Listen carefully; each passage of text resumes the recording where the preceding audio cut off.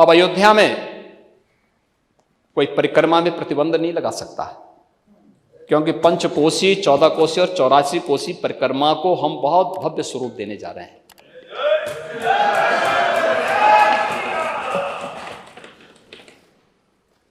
महोदय, अब वहां पे कोई कर्फ्यू नहीं लगाएगा। अब तो वहां पे मंगल भवन अमंगल हारी की इस कीर्तन के साथ अयोध्या की गलियों में गूंज सुनाई देगी। अब अयोध्या, जिसका नाम अयोध्या था, सचमुच अयोध्या के रूप में जानी जाएगी, क्योंकि कुछ लोगों ने अपने निहित स्वार्थ के लिए उसको युद्ध की भूमि में बदल दिया था। लेकिन अब अयोध्या में ऐसा नहीं होगा।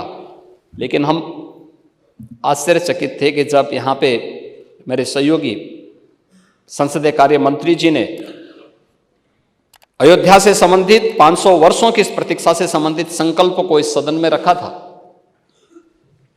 तो संकल्प पे भी कुछ सदस्यों ने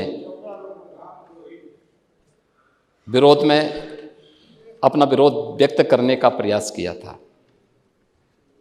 मौजूद पूरा देश आह्लादित हो, तब कुछ सदस्यों के द्वारा इस प्रकार का कृत्य जन भावनाओं के विपरीत है, जन आस्था के साथ खिलवाड़ है। और मैं तो यही कह सकता हूं कि जन भावनाएं तो यही कहती हैं कि जाके प्रिय न राम वैदेही तजिए ताहि कोटि बैरिसम यद्यपि परम स्नेही।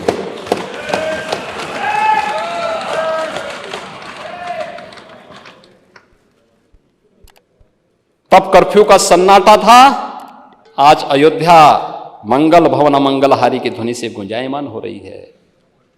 तब की सरकार ने अयोध्या की उपेक्षा की थी, और आज हमसे पूरा भारत एक नई अपेक्षा रखता है।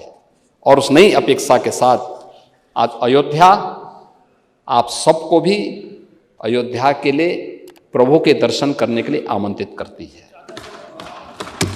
सभी को, पूरे सदन को, मान्य सदन को। पर वो तो सबके हैं, वो तो भक्त वत्सल हैं, सबके हैं। और हम सबको वहां जाना चाहिए अयोध्या में, क्योंकि तो भारत आ रहा है, वहां पे पूरा देश आ रहा है, पूरी दुनिया आना चाहती है अयोध्या। महोदय, महामहिम राज्यपाल जी ने अपने अभिभाषण की शुरुआत ही यहां से की, लेकिन हमारे नेता प्रतिपक्ष ने एक भी शब्द उस पर नहीं बोले,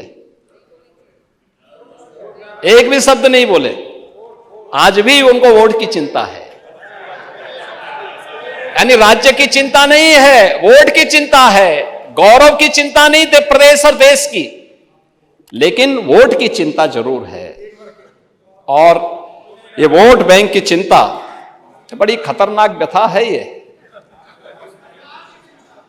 और उस व्यथा को जो महर्षि वेदव्यास ने व्यक्त की थी, उसी व्यथा की ओर मैं ध्यान आकर्षित कर रहा था।